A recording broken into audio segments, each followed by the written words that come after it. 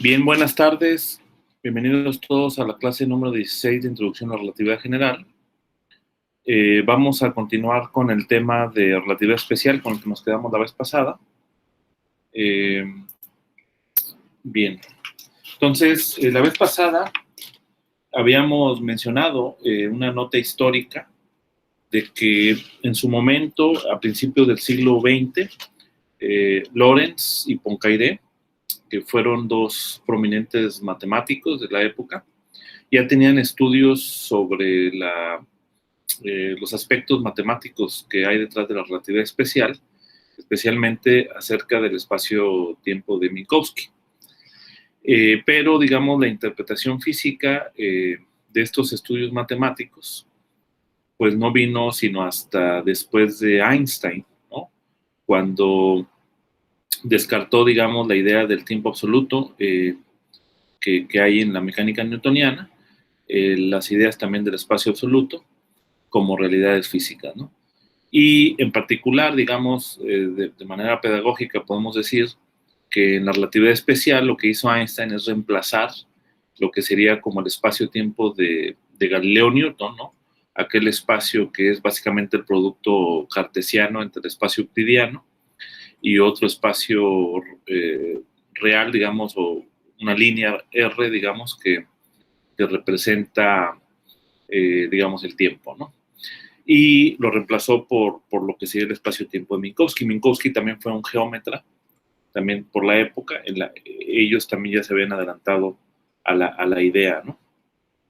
Pero, como habíamos visto la vez pasada con el teorema que establece que las ecuaciones de Maxwell se pueden escribir en términos de esta dos forma, que es el tensor de intensidad de Maxwell-Faraday, pues, digamos, las ecuaciones de Maxwell ya de por sí tenían un contenido relativista, ¿no? Y se pueden escribir perfectamente bien acordes a los objetos geométricos tensoriales en el espacio de Minkowski, ¿sale? Entonces, de hecho, Einstein no entró por ese camino, a pesar de que, digamos, Einstein se le reconoce no solamente por haber descubierto, digamos, la relatividad especial, la relatividad general, también otras cosas de física, ¿no? El efecto fotoeléctrico, entre muchas otras contribuciones, pero también se le reconoce como el padre de la física teórica.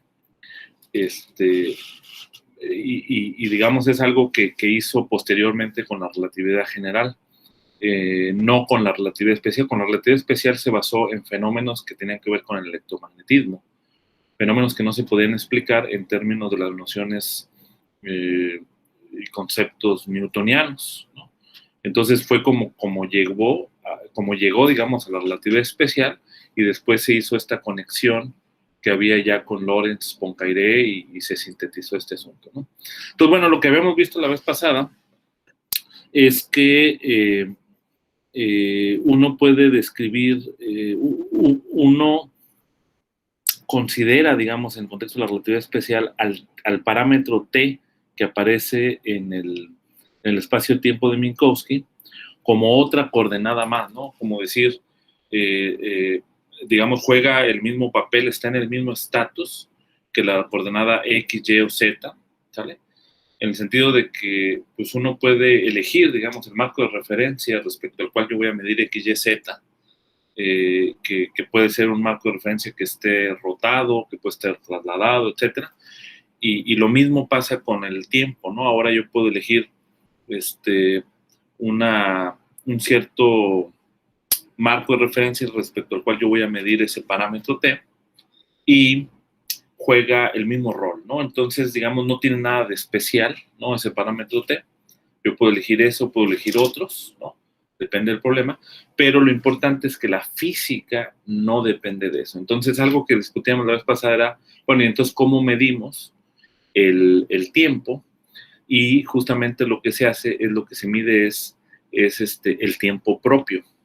El tiempo propio no es otra cosa más que la longitud de las trayectorias temporaloides en el espacio-tiempo, ¿vale? Eso vamos a recordarlo porque creo que es importante. Entonces, pues el tiempo propio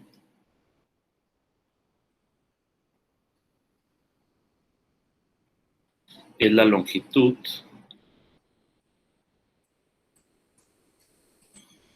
de las trayectorias temporaloides.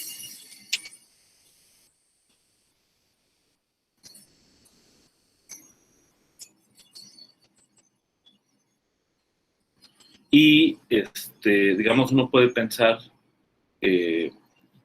imaginamos el cono, los dos conos de luz, el cono de luz y una trayectoria temporaloide, pues sería una trayectoria que está dentro de los conos, ¿no?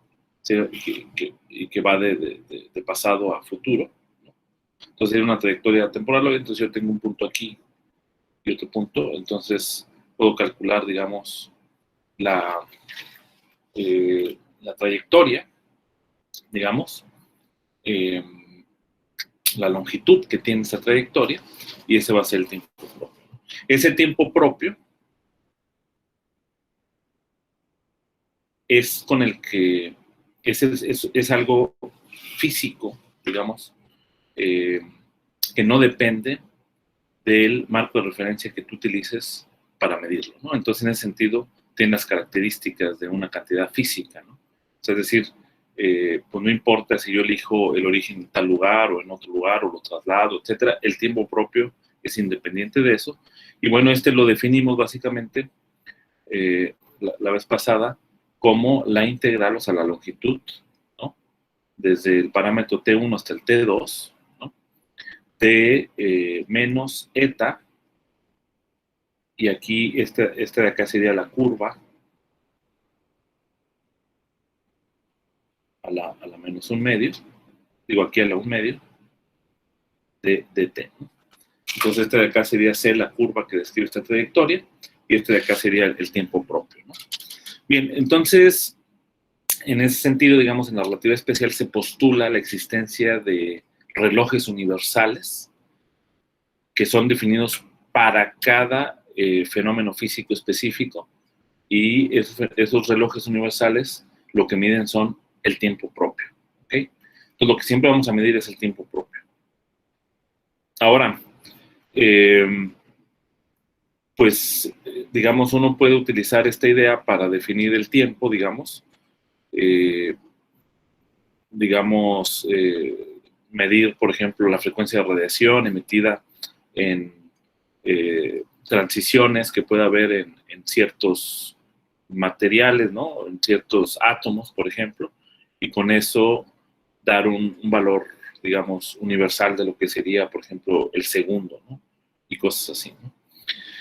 Bien, ahora me quiero referir a uno de los fenómenos más interesantes, uno de los fenómenos interesantes que hay de las predicciones de la relatividad que ha causado, de la relatividad especial, que ha causado, pues, confusión, ¿no? Y que, digamos, se ha interpretado, se ha tratado de entender, ¿no? El fenómeno de distintas maneras, y incluso se le ha llegado a nombrar como la paradoja de los gemelos, ¿no? Entonces, normalmente, pues, si tú escuchas el nombre de paradoja de los fenómenos, paradoja, digamos, vamos a ponerle aquí sí, paradoja de los gemelos, y yo de antemano voy a ponerle aquí entre comillas, ¿okay? Porque justamente, pues, si uno escucha paradoja es porque, pues, hay algo que es contradictorio entre sí, ¿no? Como si la relatividad especial predijera algo que es incorrecto. Y el punto fundamental aquí es que no hay ninguna paradoja detrás. De hecho, el fenómeno detrás de la paradoja de los gemelos está bien, bien estudiado, incluso probado experimentalmente, especialmente en aceleradores de partículas, ¿no? Experimentalmente. Entonces, básicamente la idea es que imaginemos que hay dos gemelos, uno queda en tierra, vamos a decir, aquí en tierra, ¿sale? Aquí queda el observador en tierra, y hay otro que sale, digamos, en algún cohete, que está aquí adentro, vamos a decir, ¿no? Y se va, no sé, por ejemplo, a la estrella más cercana, ¿no? Que es Alpha Centauri, ¿no?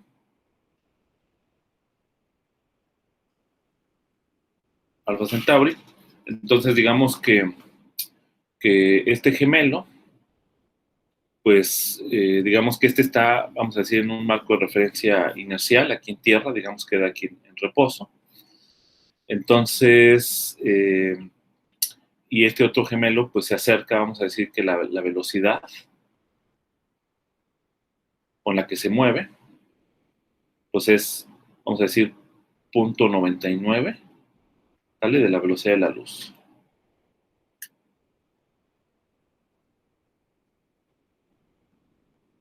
¿Vale? Entonces va, regresa y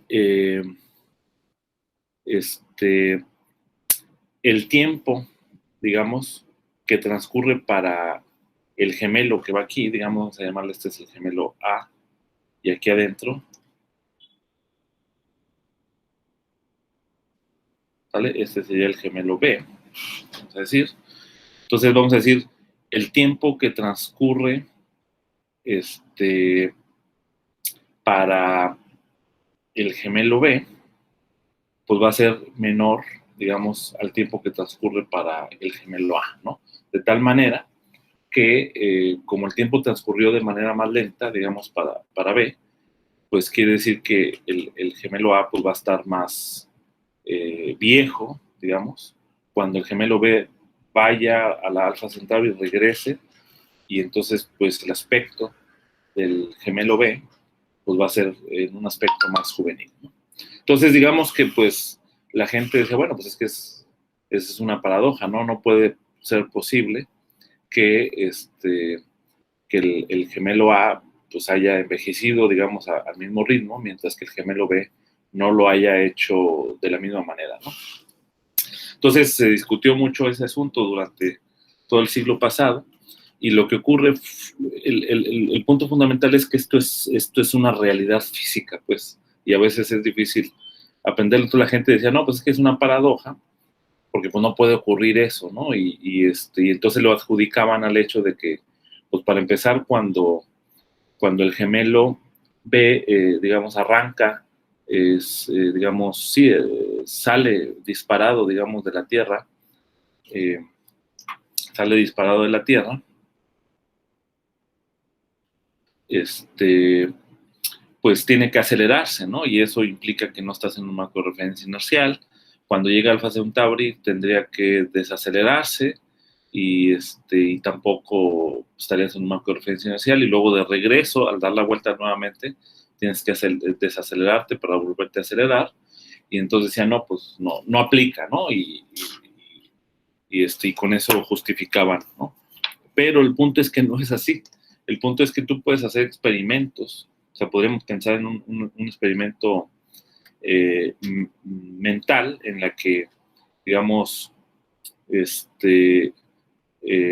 dos cuerpos idénticos, uno viajando de un punto, vamos a decir P1 a un P2, ¿no? Un cuerpo que viaja en esta dirección hasta la mitad, ¿no? Y este otro que viaja en esta dirección, vamos a decir que eh, empezamos a medir la velocidad de ambos cuerpos hasta que ya tengan una velocidad uniforme, de tal manera que ellos traen un marco de referencia inercial para cada uno de ellos. Y entonces, digamos, el movimiento de este cuerpo pues va a simular esta ida, ¿no? Y el movimiento de este cuerpo, cuando atraviese de aquí para allá, va a simular el regreso, ¿no? Entonces ya con eso eliminamos el efecto de los marcos de referencia no inerciales que pudieran estar involucrados aquí. Y aún así, el fenómeno se preserva, ¿no? O sea, aún así, tendríamos que el gemelo B, digamos, que iría en esta dirección, pues, digamos, transcurriría el tiempo de manera más lenta, ¿no? Ahora, ¿cómo lo explicamos en el contexto de la relatividad? Bueno, pues vamos a... pues, el punto fundamental aquí es que los eventos físicos que ocurren en el espacio-tiempo de Minkowski, ¿no? O sea, ese es el punto, que el espacio-tiempo de Minkowski es una realidad física que se tiene que reconocer, eh, por lo menos en esos regímenes, ¿no? Y entonces lo que tenemos, pues es, digamos, vamos a decir, el eje temporal, el eje espacial, y los eventos ocurren dentro de, vamos a decir, del cono de luz, ¿no? O sea, los eventos físicos, como habíamos dicho, toda la física ocurre dentro del cono de luz. Entonces, pues para el gemelo que queda, vamos a decir aquí el tiempo t, para el gemelo que queda en, ¿cómo se llama? Que queda en tierra, pues él, como no se mueve en el espacio, pues queda en reposo, ¿no? Y en reposo significa quedarse en el eje temporal, ¿vale? O sea, es decir, lo único que transcurre para él en el espacio-tiempo, o sea, es decir, para el gemelo que queda en tierra, pues es una línea recta, o sea, sí se va a mover en el espacio-tiempo, pero solamente sobre el eje temporal, ¿no? Entonces, el gemelo que queda en tierra, pues el tiempo va a ser este t, ¿vale? Mientras que para el gemelo que sale de tierra, pues se tiene que mover una distancia, ¿sale? Hasta, vamos a decir, el tiempo t sobre 2 aquí, y luego, déjame borrar esta parte, o sea, se sale una cierta distancia x, ¿vale? Vamos a decir x1 aquí, y luego tiene que regresar a tierra, ¿no? La posición en tierra está en el origen aquí, tiene que regresar a tierra, ¿vale? Entonces, pues tiene que usar esta trayectoria, ¿no? Entonces, claramente, pues la longitud de esta trayectoria, pues es más grande que la longitud de esta trayectoria, ¿vale? Entonces, justamente, ese es el punto, ¿no? O sea, como la longitud de esta trayectoria va a ser más grande, pues el tiempo va a transcurrir, va a ser más largo el tiempo para el que se mueva por esta trayectoria que para el que se mueva por esta trayectoria. Esa es la razón fundamental. Entonces uno lo puede poner como que el tiempo t1, ¿sale? Que es la integral, ¿sale? De 0 hasta el tiempo t, ¿no? De la integral de 1 menos b cuadrado, ¿sale? Que es el factor de Lorentz que se requiere de esta cosa, ¿no? Pero como este factor siempre es menor que 1, pues esto de acá va a ser menor que tiempo. Y ese es el asunto, ¿no? Fundamental, ¿no? Deje ver si no me...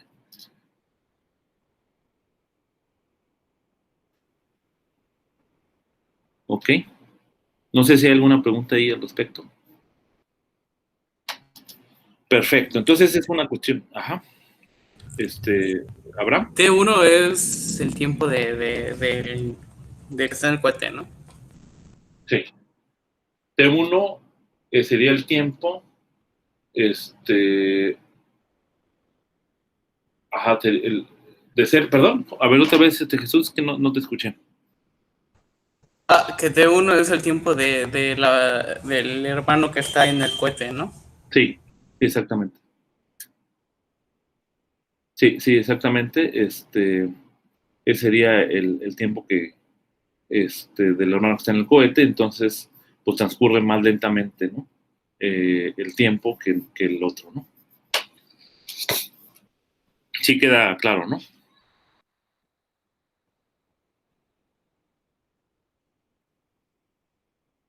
Ok.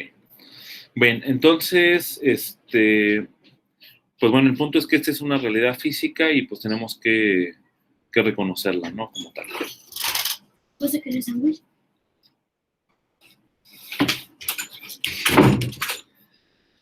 Bien, entonces déjenme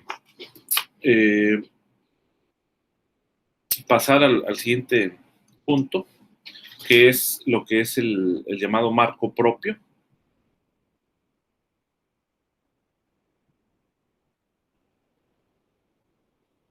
Y velocidades relativas.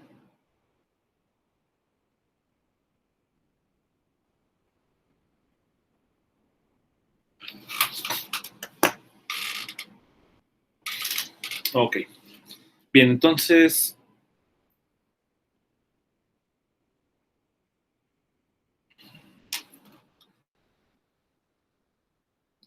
cuando definimos la velocidad en el contexto newtoniano, el punto fundamental es que la velocidad, si ustedes se fijan, si hacen memoria de cuando vieron mecánica clásica, siempre se hace respecto a un marco de referencia.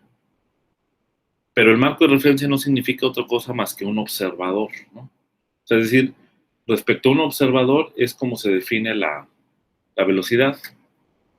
En el contexto de relatividad la idea es similar, ¿no? Sin embargo, pues se hace más compleja porque no tenemos una noción de tiempo absoluto ni de simultaneidad absoluta, ¿no? Entonces tenemos que definir lo que sería un observador en el contexto de relatividad. Y el observador, ¿quién sería un observador?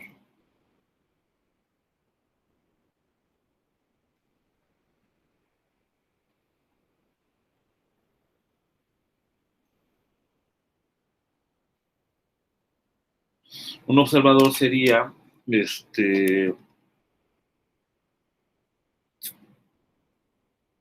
una línea, una curva temporaloide. Es decir, un observador se define en relatividad especial por su línea de mundo.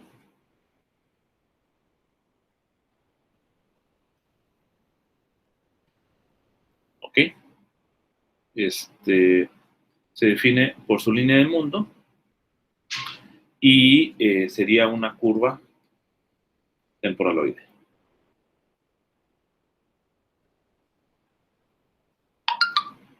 ¿Ok?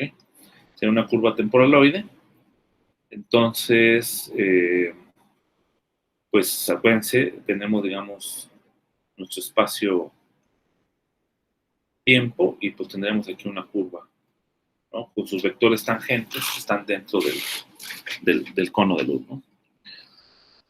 Bien, entonces ahora podemos definir un vector tangente temporaloide sobre la curva, ¿no? Y podemos definir un vector unitario tangente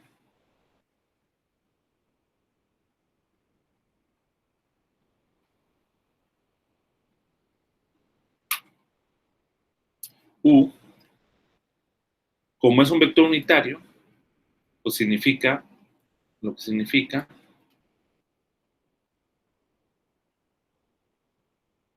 significa que eta U es igual a menos 1. ¿Ok? Porque acuérdate que las propiedades de los vectores ahora se definen respecto a la métrica, ¿no? En este caso sería la métrica de Minkowski. Entonces, la unitariedad significa básicamente esto, ¿no? Y es menos 1 porque es un vector tangente que es temporaloide. ¿Ok? Bien, ahora pues vamos a decir, con esto ya definimos, digamos, lo que sería el observador. Ahora vamos a definir otra noción que sería el marco propio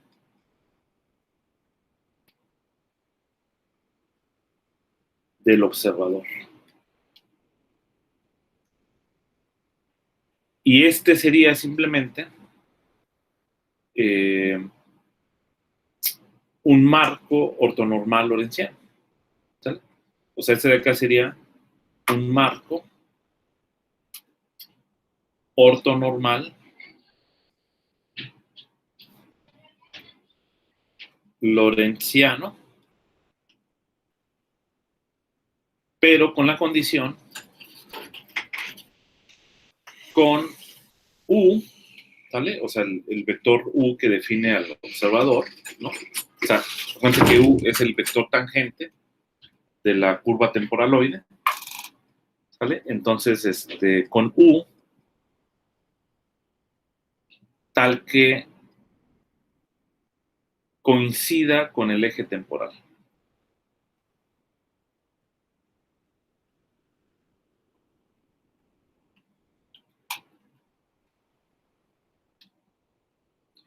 Esto básicamente significa que si yo veo a este U como un cuadrivector, ¿no? Entonces significa que yo nada más tengo U0. Bueno, de hecho nada más sería igual a 1, ¿no? Sería así, 1, 0, básicamente. O sea, aquí 0 vector, ¿no? De las tres coordenadas. Esencialmente, ¿no? Entonces,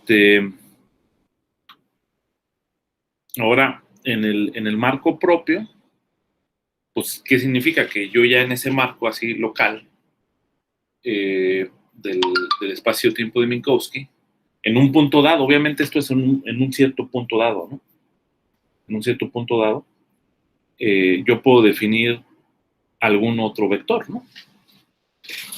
Entonces, que puede representar el movimiento de algún otro cuerpo y ese cuerpo, más bien la velocidad de ese cuerpo lo puede ver este observador. ¿Okay? Entonces, en el marco propio,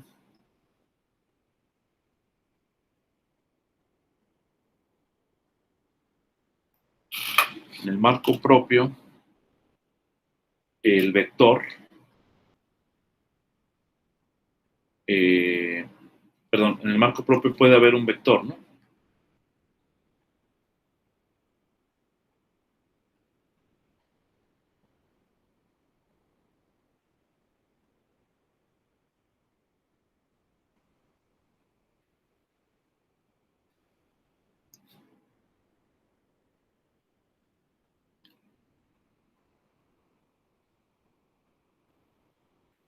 Podemos tener un vector, B,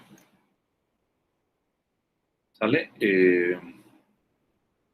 Pues, digamos, lo vemos como un cuadrivector, pues tiene sus componentes B0 y BI, ¿no? Donde I va de, como sabemos, ¿no? 1, 2, 3. ¿No? Este sería la componente temporal y esta sería la componente espacial, que están medidas respecto al marco propio. ¿Ok?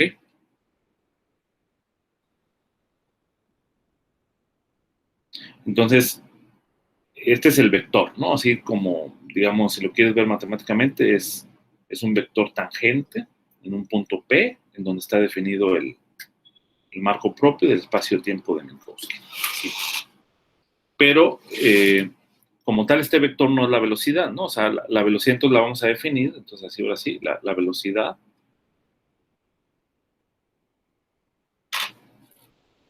¿sale?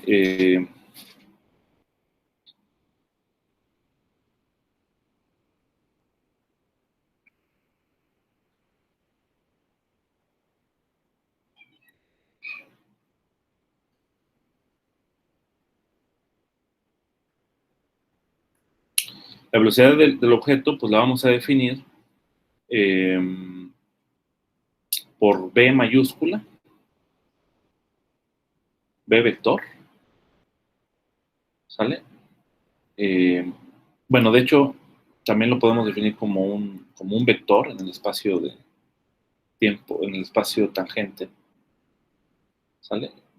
Que esté dado por 0 y unas componentes iésimas, ¿no? ¿Sale? Que es una velocidad que es tangente, que es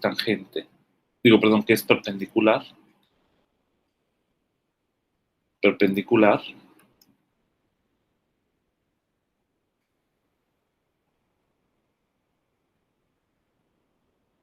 al eje temporal.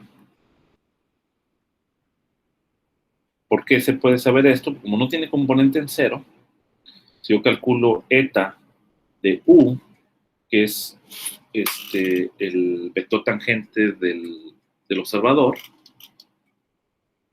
por la velocidad, pues esto de acá es igual a 0, ¿no? Porque U no tiene componente espacial y B no tiene componente temporal. Entonces, y esta es la definición, digamos, de dos vectores que son ortogonales entre sí. Ahora, esta BI, ¿cómo la definimos? dado este vector, digamos que es, vamos a decir que en el espacio tenemos aquí una línea causal, ¿no? Y entonces aquí tenemos el vector tangente de esta línea causal, pues es este B, ¿no? Y es el que va a observar el observador que está en esta línea. El observador se va moviendo en esta línea así, y al mismo tiempo va viendo al objeto que se va moviendo por esta línea causal. ¿Sale? Entonces, digamos, pues ve este vector tangente, podríamos decirlo, pero este vector tangente que es este B, sus componentes espaciales, vamos a definirlas como, perdón, es el vector tangente, el otro vector tangente. Entonces este B minúsculo, que tiene componentes B0 y BI, y la velocidad, pues la vamos a definir como que las componentes espaciales estén dadas por este BI sobre B0. ¿Okay? O sea, este es B mayúsculo y esto es minúsculo, ¿no? Entonces, esta sería la velocidad. Entonces aquí quizá convenga... No, está bien. Bien. Ahora, este B, este vectorcito, que es el que está aquí en la línea de mundo, es un vector causal, que ya habíamos visto.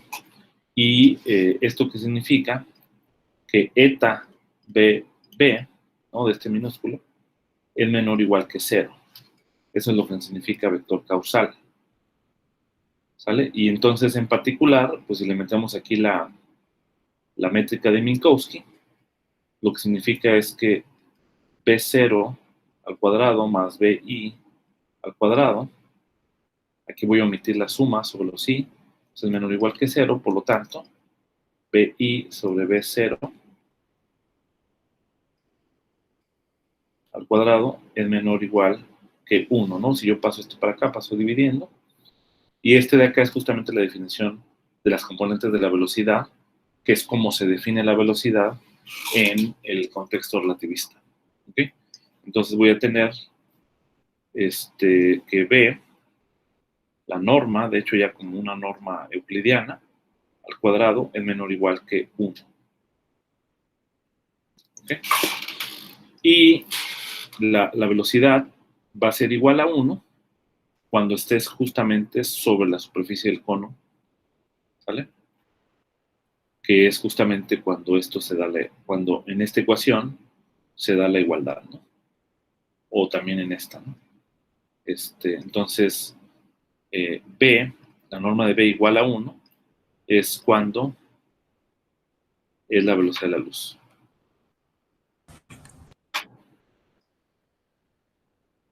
Que también lo puedes ver como cuando estás en el cono.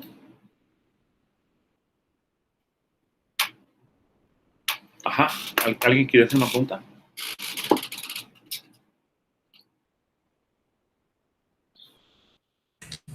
Yo tengo una duda. ¿Puedes subirlo Adelante. tantito? ¿Cómo? ¿Puedes subirlo tantito? Así es, el que teníamos arriba, así habíamos definido el, el producto entre los vectores, donde está la métrica de Minkowski evaluada en el vector causal. No recuerdo. Entonces sí. Entonces, ¿Cómo? No entiendo. lo de abajo, de Esta resultado de parte, abajo, ¿acá? en verde. Sí, sí, sí. ¿Aquí? Sí, sí.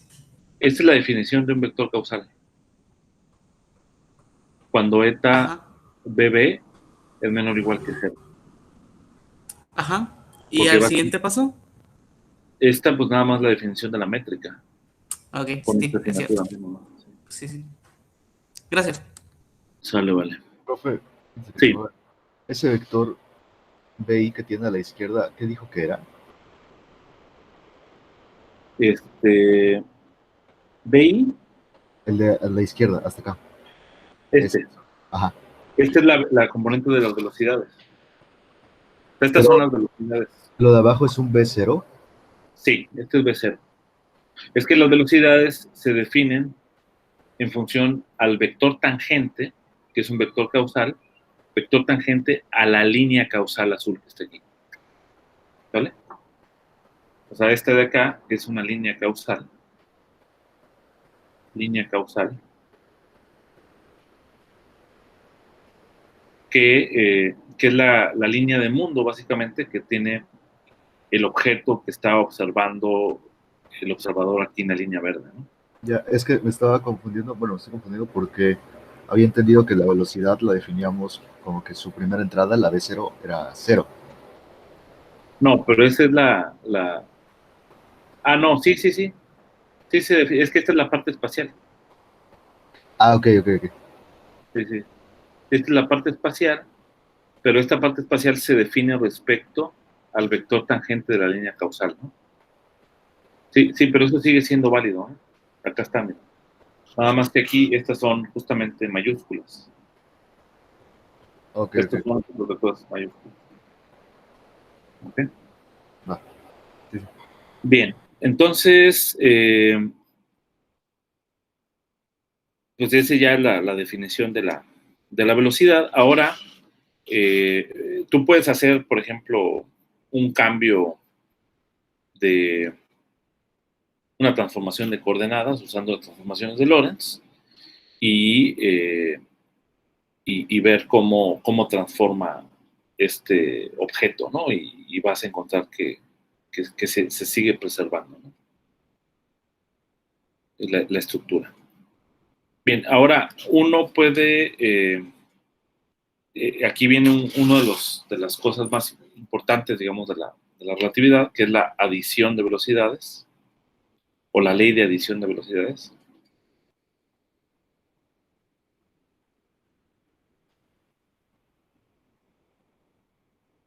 ¿Ok? La ley de adición de velocidades. Y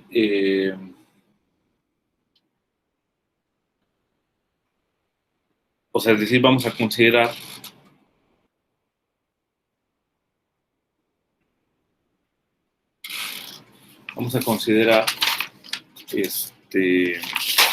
lo siguiente.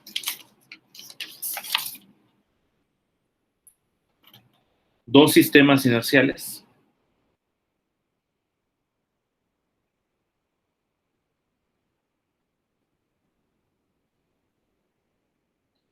¿Sale? Vamos a llamarle el primer sistema T, X1, XA, donde A se refiere básicamente a 2 y 3, ¿no? Es un sistema inercial con estas coordenadas y otro sistema inercial con estas coordenadas T', X', 1 y X', A. ¿Sale? Donde igual A pues es 2 y 3, ¿no? Y son dos sistemas de referencia inercial, pero con la propiedad, por sencillez,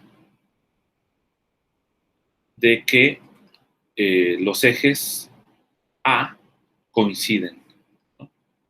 Entonces, significa que, por ejemplo, los ejes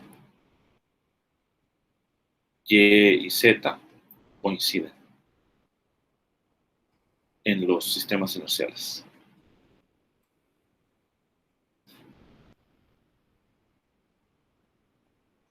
¿Ok? Entonces,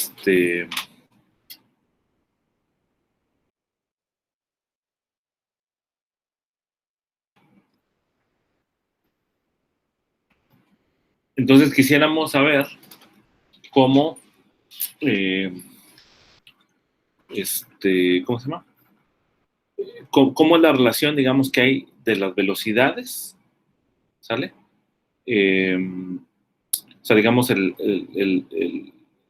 la velocidad, cómo se ve en un marco de referencia, ¿vale? y luego cómo se ve en el otro marco de referencia, ¿no? Entonces, obviamente, como son sistemas inerciales, los dos marcos de referencia están conectados a través de una transformación de Lorentz, ¿no?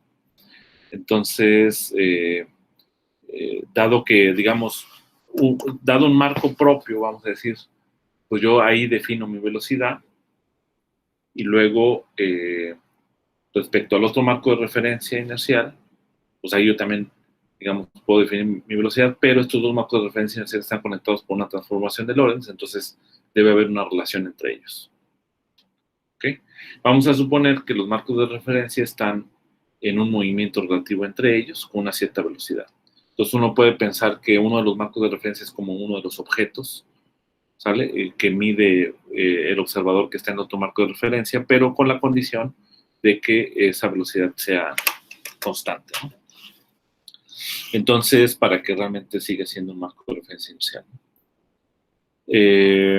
Entonces, ¿qué es lo que vamos a tener? Pues básicamente usamos las transformaciones de Lorentz, ¿sale?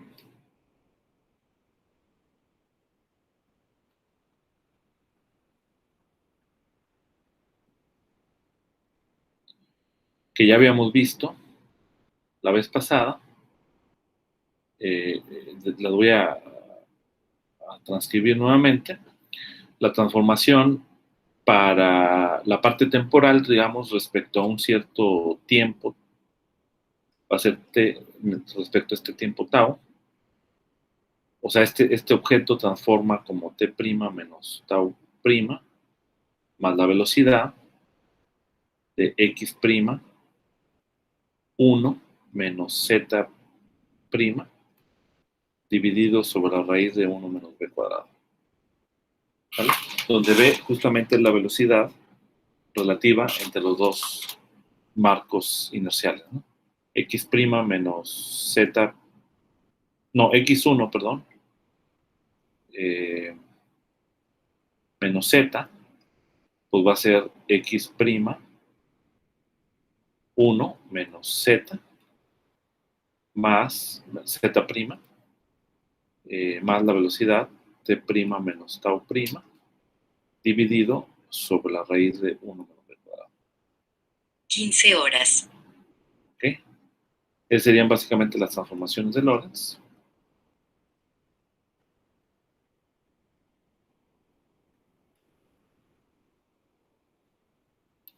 Ok, y ahora, pues la velocidad en el marco de referencia no primado, digamos, en el marco de referencia no primado, ¿sí? De hecho, sería equivalente a la velocidad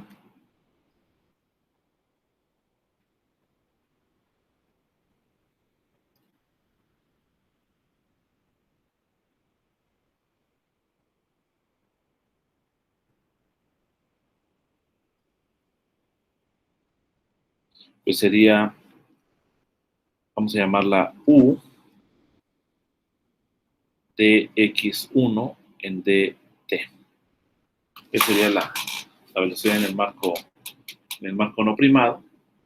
Y uno puede verificar, ahorita más adelante lo vamos a hacer, pero puedes verificar que esto está en completa concordancia o en acuerdo con la noción de velocidad que vimos para el observador hace un momento, ¿no?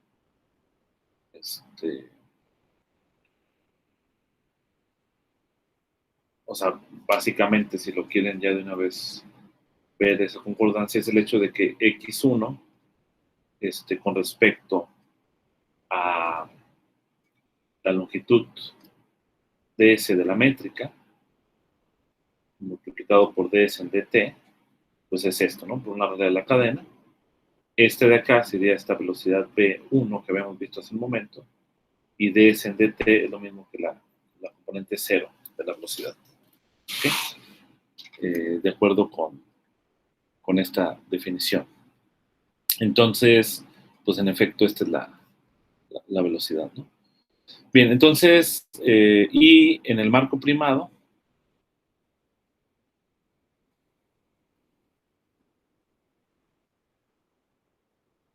pues sería U' igual a dx1' en dt'.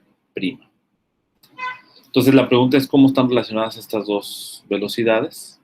Entonces utilizamos las transformaciones de Lorentz. Básicamente tomamos que estos son cambios en el tiempo, cambio en el tiempo primado, cambio en la posición, etc. Entonces, esencialmente... bueno, y en estas transformaciones de Lorentz, nada más por completez, el resto no transforma, ¿no? O sea, queda igual, ¿no? Entonces, lo que tienes es, según las transformaciones de Lorentz,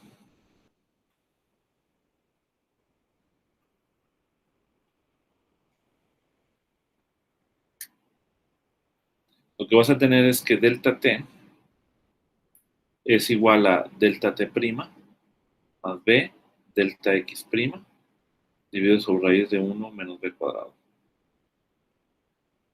Delta x1 va a ser delta x1' más b delta t' sobre raíz de 1 menos b cuadrado. Tal y como están ahí arriba, ¿no? Pero entonces, pues estos son cantidades, ¿no? Que simplemente son cambios, ¿no? O sea, la diferencia entre dos valores. Entonces, yo puedo dividir uno entre otro sin problema. De acá divido delta x1 sobre delta t, sin ningún problema, ¿ok? Y al dividir, pues para empezar, cancela este factor. Y bueno, lo que voy a tener aquí va a ser delta x'1 más b delta t' dividido sobre delta t' más b delta x'. ¿Ok? Y de aquí lo que puedo hacer es factorizar delta t' de ambos lados.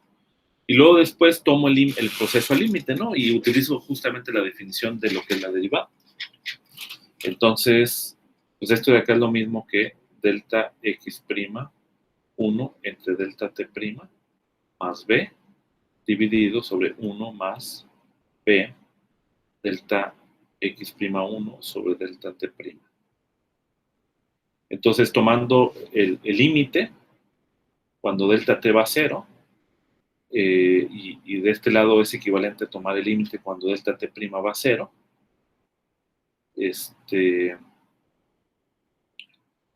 pues de este lado se convierte en U', de este lado se va a convertir, no, perdón, de este lado se convierte en U normal, de este lado se va a convertir en U' más B, dividido sobre 1 más B por U'. Y este de acá es justamente la regla de adición o la ley de adición de velocidades.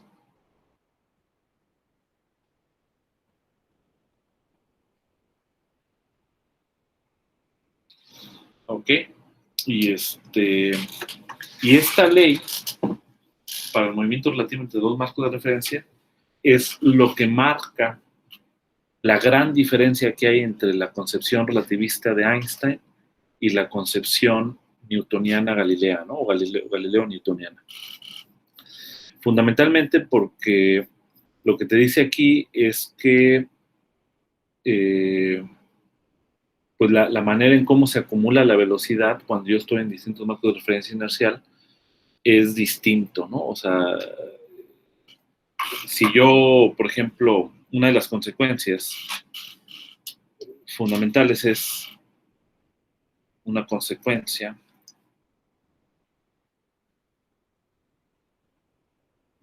es que si U' es igual a 1, que significa que el marco de referencia primado va a la velocidad de la luz, ¿ok? Entonces voy a tener U igual a 1 más B sobre 1 más B. Y esto de acá es igual a 1. Y viceversa, tú puedes despejar U' de aquí y suponer que que U es igual a 1, ¿sale? Y viceversa. Si U es igual a 1, entonces yo tengo U' más B, 1 más B por U' igual a 1. Y de aquí puedes pasar dividiendo, multiplicar, ¿no? Hacer el álgebra. U' más b igual a 1 más b u'. Y esto implica básicamente pasar este para acá, b menos 1 igual a u' por b menos 1, ¿no? Y aquí este divide, obviamente este b no es igual a 1, y eso implica que el u' es igual a 1. ¿Vale? Entonces, en cualquiera de las dos situaciones, pues lo que tienes es que la velocidad de la luz, digamos, se mantiene constante, ¿no? Entonces, lo que estamos diciendo es que cuando tú defines el concepto de velocidad en el contexto de la relatividad o del Minkowski, la velocidad de la luz es independiente de la velocidad relativa b de los distintos observadores.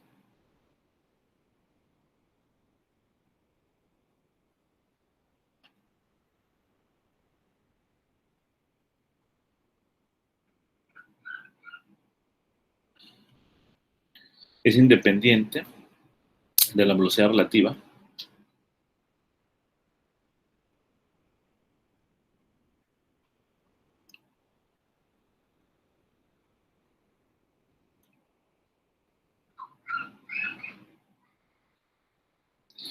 a lo mejor alguno de ustedes dice, bueno, aquí se supuso que b es diferente de 1, ¿no? Pero si b fuera igual a 1, de antemano u sería exactamente 1, ¿no?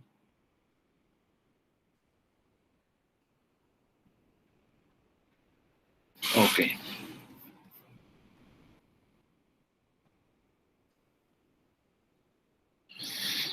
Bien, entonces, este hecho, de hecho, que tiene que ver con la teoría electromagnética, ¿no? Porque la luz es una manifestación del campo electromagnético.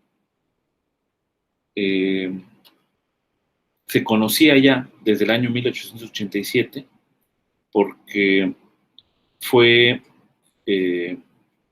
descubierto en el experimento de Michelson and Morley, que se realizó en el año 1887, cuando también se estaba investigando sobre la posibilidad de la existencia de un medio desconocido llamado éter, con el cual tú necesitabas explicar la propagación de las ondas electromagnéticas, ¿no? Entonces, justamente el experimento era para demostrar si existía o no, o sea, es decir, si iba a haber un movimiento relativo entre sí las ondas electromagnéticas, ¿no? Y en sí, pues el experimento de Michelson y Morley, pues representa una de las primeras pruebas de las pruebas de la relatividad especial, ¿ok? Y bueno, justamente Einstein, como les comento, se basó en observaciones relativas a, o sea, es decir, en experimentos relativos a la teoría electromagnética para llegar a sus conclusiones, ¿no? Y después se adaptó a la matemática. Ok. Entonces, pues ahí está el asunto. Vamos a ver cómo andamos de tiempo. Todavía hay tiempo, un poquito. Déjenme avanzar un poquito en la dinámica de masas puntuales. No sé si hasta aquí hay alguna pregunta antes de pasar a este otro tema.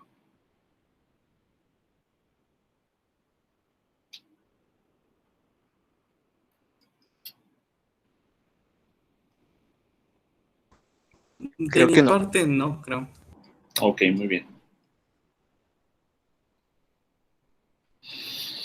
Bien, bueno, pues lo primero es recordar nuevamente lo que sería la ley del movimiento newtoniana, ¿no?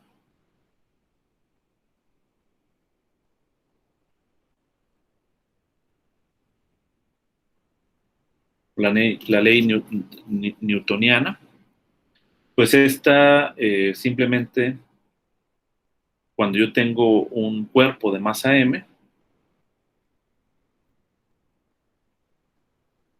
esto nada más lo recordamos para tener referencia, de masa m sub 0, sujeto a fuerzas F, fuerza resultante F. Entonces la ley de movimiento, la segunda ley,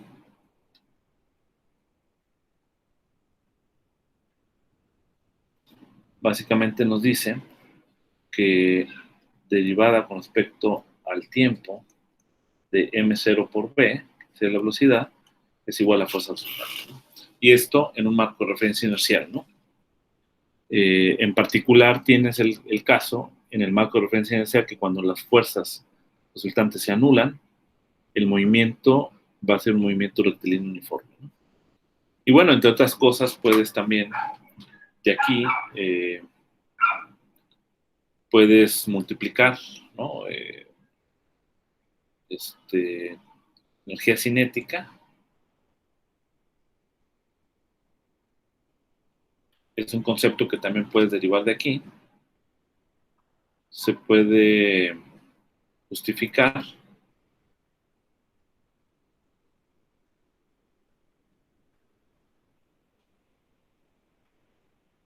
multiplicamos por b, ¿no? Ambos lados, que sería realmente un producto punto, ¿no?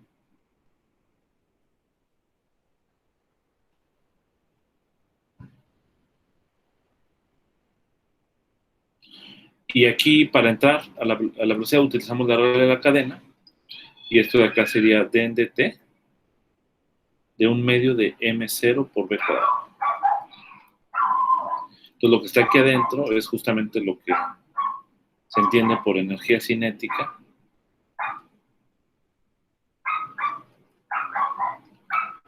en el contexto newtoniano, ¿no?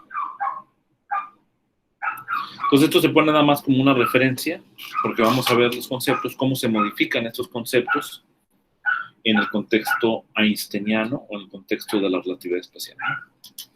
¿Cómo sería la ley relativista? Vamos a ver ahora cómo sería la ley relativista. Bueno, para empezar, bueno, en el contexto newtoniano, digamos, nada más para no olvidarlo. Acuérdense, yo lo que tengo es el espacio euclidiano, ¿vale? Es el espacio euclidiano, y por ahí también tengo, no puedo dibujar las 4 dimensiones, pero también tengo mi espacio que mide el tiempo, ¿no? Entonces, las trayectorias, pues son trayectorias en el espacio euclidiano, ¿sale? Y, digamos, yo las defino con un radiovector y están parametrizadas con un parámetro t que pertenece a esta línea, ¿no? Y esto lo interpreto como el tiempo, ¿no?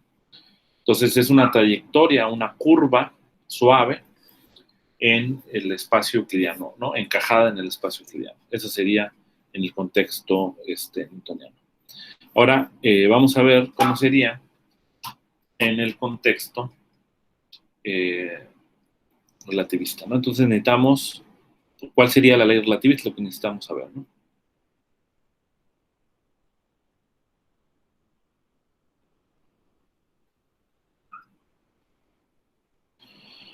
Bien, entonces para empezar, pues la trayectoria de una partícula masiva puntual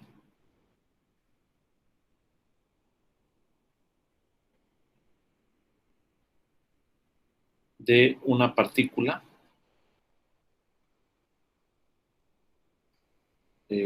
masiva y puntual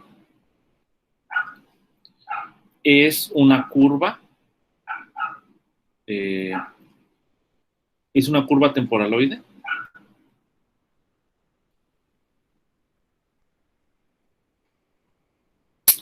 en el espacio Minkowski, ¿no?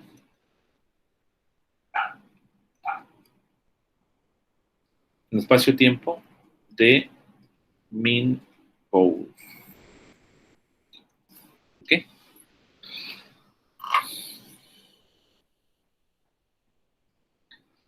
Ahora, no hay un tiempo absoluto, ¿no? En el contexto relativista, necesitamos definir una velocidad unitaria, ¿sale?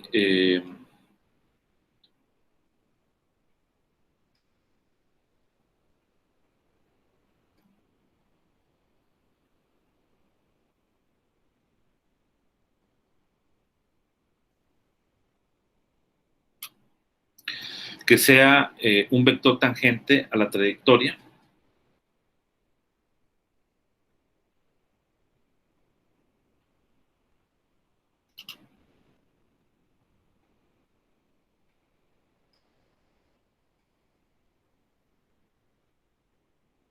Un vector tangente a la trayectoria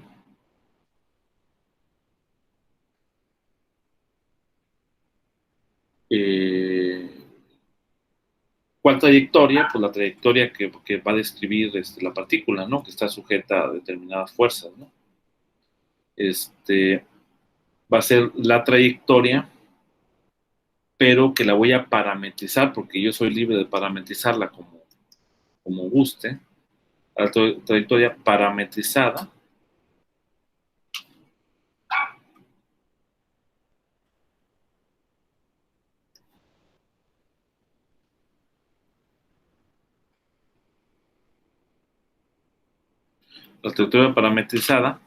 con el tiempo propio.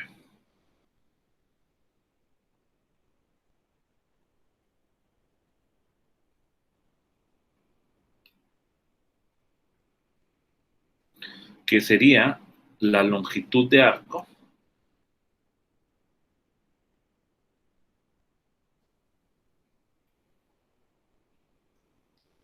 minkowskiana, ¿no?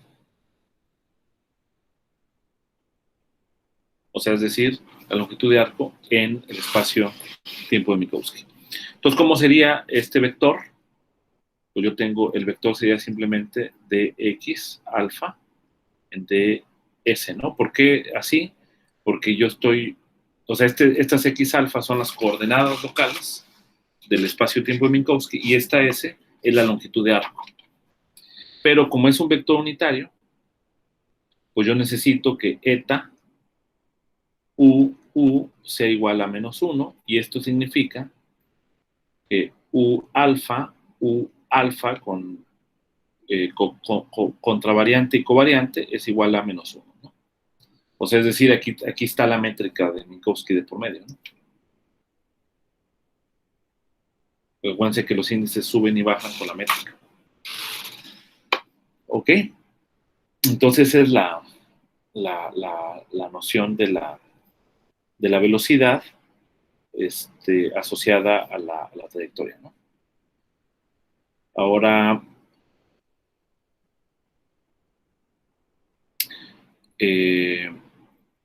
¿cuál sería la aceleración? ¿No? Necesitamos introducir el concepto de aceleración para poder introducir la ecuación de movimiento. Entonces, aceleración. Entonces, la aceleración, pues es en cierto modo, bueno, no es en cierto modo, sino es justamente la manera en cómo cambia la velocidad, ¿no? O sea, ¿cuál es la derivada de u?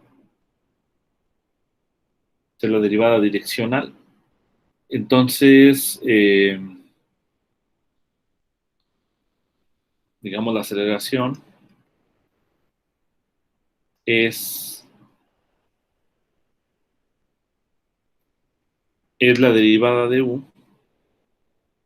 Y ahorita vamos a ponerle en una noción todavía más interesante. Es la derivada de u en su misma dirección.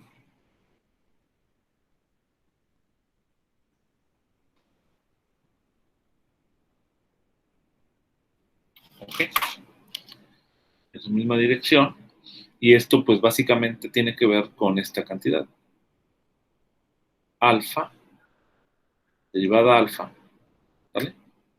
Ya voy a utilizar este gradiente en vez de usar nada más la derivada parcial, porque aún en un sistema de referencia, un marco de referencia que no sea el marco natural, pues sí pueden haber coeficientes de Christoffel, ¿no? Símbolos de Christoffel, ¿no? Entonces es mejor utilizar este símbolo, ¿no? Como la derivada covariante. Lo que no significa que tengas curvatura, ¿no? Aún así la curvatura puede ser cero.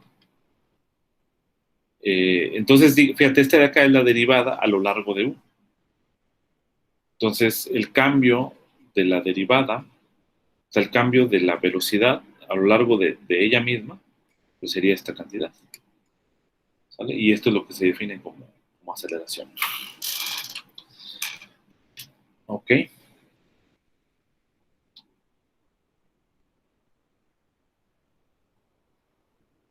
Ahora, pues ya que tienes esta noción, la voy a justificar de otra forma y plantear la ecuación relativista.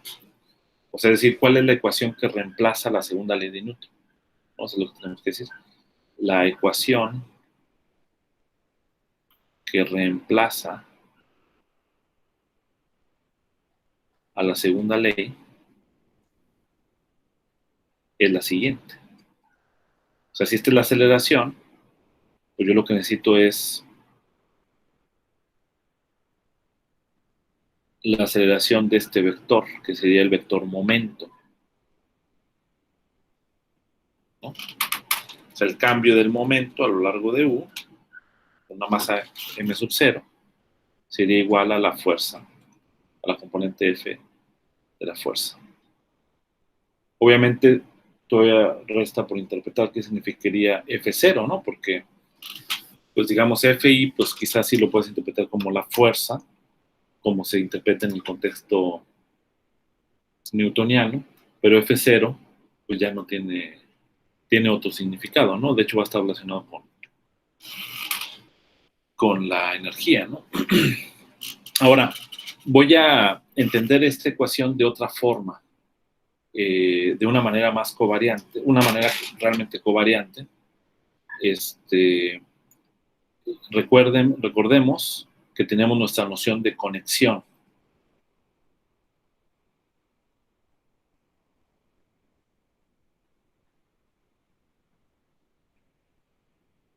Entonces, esto te va a dar idea de cómo definir la segunda ley de Newton, no solamente en el espacio de Minkowski, sino en cualquier otro espacio, ¿sale? Mientras tú tengas una conexión, ¿no? Acuérdate que la conexión es el mapeo que va entre el producto cartesiano de dos espacios, de dos conjuntos de espacios de campos vectoriales a un campo vectorial, o sea, es la conexión a lo largo de X, del campo vectorial X sobre el campo vectorial Y, pues de acá es otro campo vectorial, ¿no? Pues vamos a utilizar esta noción para definir la segunda ley de la manera más covariante, que sería, o sea, libre de la carta de coordenadas, sería esta derivada, ¿no? O sea, sería la conexión a lo largo de U, de M0U, igual a F. Esa sería la segunda ley. Donde U es un campo vectorial y F es otro campo vectorial. ¿Vale?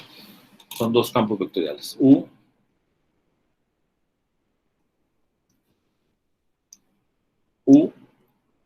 es un campo vectorial, que es el campo vectorial de velocidades, y F es el campo vectorial de fuerzas.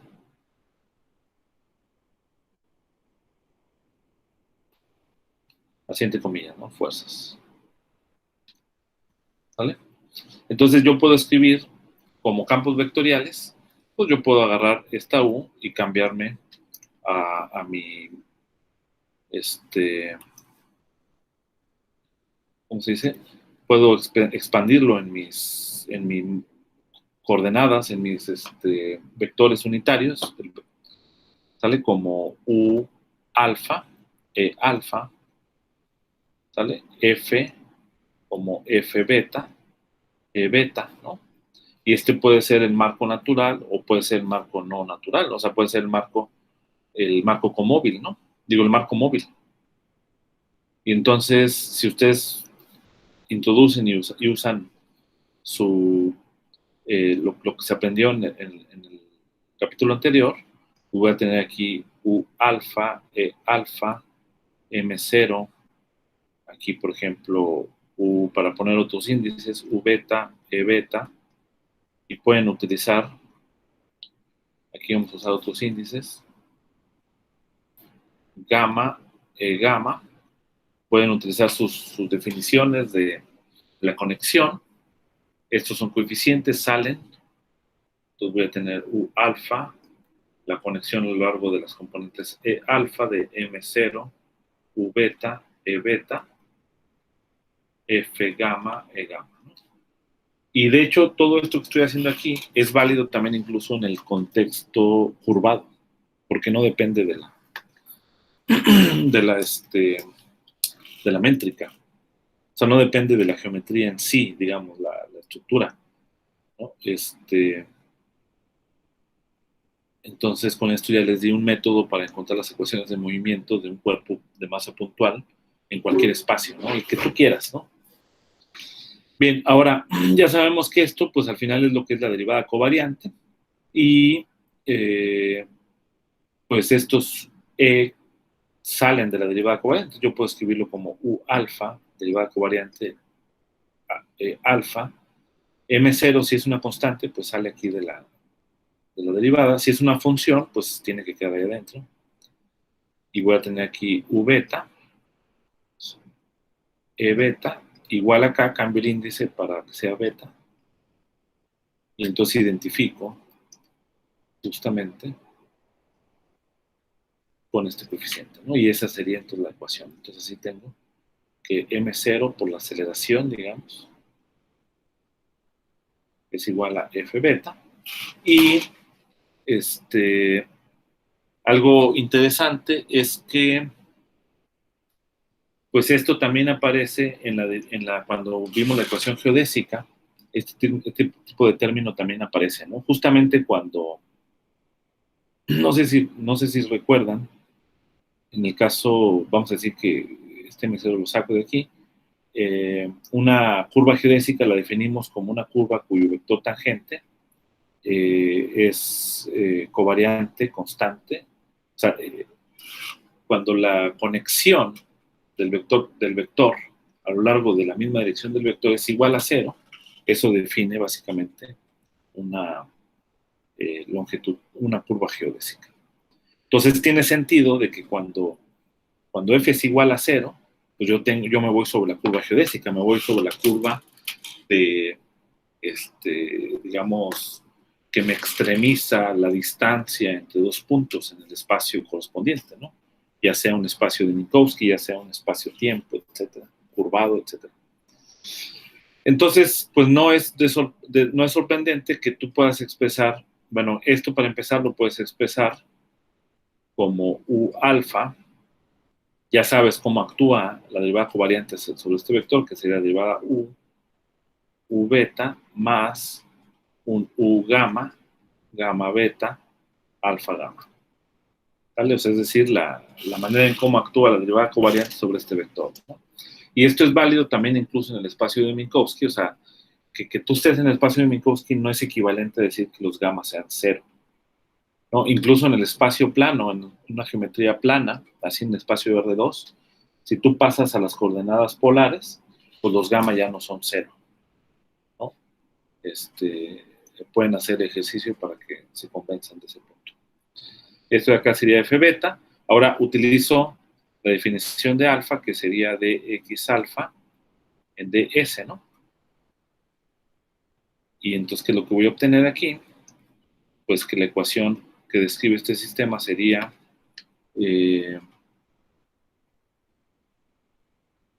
bueno, aquí puedo utilizar la segunda derivada, ¿sale? O sea, porque voy a tener U alfa de alfa y eso sería básicamente tener, o sea, este factor, al final de cuentas, es equivalente a la segunda derivada de x alfa con respecto a s cuadrado.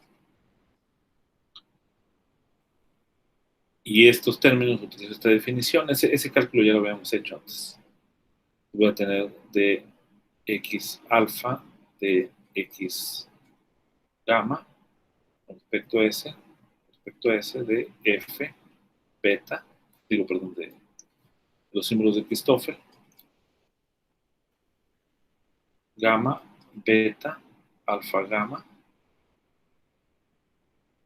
igual a f beta. Y esta es la ecuación del movimiento relativista en un marco en un marco arbitrario, digamos.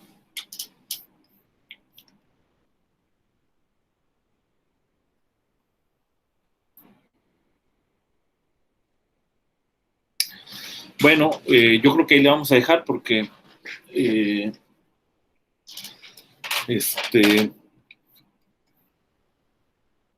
sí, ahí le vamos a dejar porque ya son las 3:30 y aquí acaba el tema, ¿no? De hecho, ahorita comenzaré yo con un tema que no es muy distinto, sino es ver básicamente las ecuaciones desde el punto de vista newtoniano, es decir, escribiendo las ecuaciones de movimiento en términos del vector velocidad que observaría un observador, ¿no? O sea, como desde la perspectiva newtoniana, ¿no? Y eso lo vamos a hacer en la siguiente clase. Que lo que estaba viendo es de que como es a las 2 de la tarde, no 1:30, ¿no? La siguiente clase, entonces yo creo que sí nos podríamos reunir. La clase que sí no vamos a tener el viernes va a ser la del electro. Pero bueno, ahí yo les avisaría, ¿no? Si en dado caso hubiera un cambio. Y ya, entonces en la siguiente clase vamos a ver una cosa que se llama la aproximación newtoniana, ¿no? Es decir, vamos a ver las ecuaciones, cómo se modifican respecto a la perspectiva newtoniana de manera más clara, porque aquí, digamos, sí tiene sentido, digamos, cuando las fuerzas o cuando estas cantidades F son distintas, son iguales a cero, pues es la longitud geodésica, tiene cierto sentido, pero no se ve con claridad, ¿no? Viendo esta ecuación nada más, no se ve con claridad por qué esto representa una generalización de lo que sería la segunda ley de Newton, ¿no? O sea, por qué esta ecuación, que está encerrada aquí en verde, representa algo más general que lo que establece Newton, ¿no? O porque pareciera como que fuera algo distinto, simplemente, ¿no? Pero no, en efecto, esta ecuación, que la vamos a ver de otra manera en la siguiente clase, se va a ver con claridad porque es una generalización de la segunda ley de Newton. Eso es lo que veríamos en la clase. Y también hay un concepto más que es la equivalencia que hay entre la masa y la energía, también lo vamos a ver, y también ahí se ve cómo la noción de energías cinéticas se generaliza en este contexto, ¿no? Y ya nada más nos faltaría lo que es la última sección de este capítulo, que es lo de materia continua. Yo espero que lo de materia continua es un poco más conceptual, presentar las ecuaciones, etcétera. Entonces yo espero que no nos demore mucho tiempo tampoco esa parte, y quizá ya en la siguiente o en la que sigue, en 2 clases más, ya tenemos lo que sería relatividad especial, ¿no? Ya tendríamos lo que sería relatividad especial y ya les voy a encargar problemas, ¿no? Porque de ahí ya lo que sigue es justamente relatividad general. ¿Alguien tenía alguna pregunta? De que si vamos a recuperar las ecuaciones de Newton con esta ecuación. Sí, definitivamente.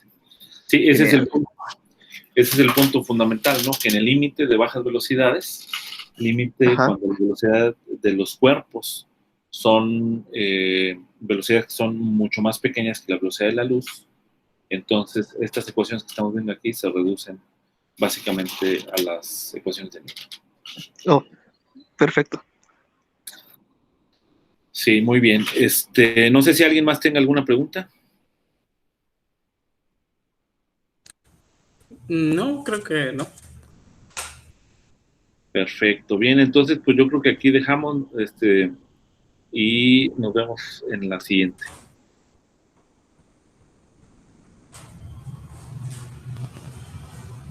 Hasta luego, profesor.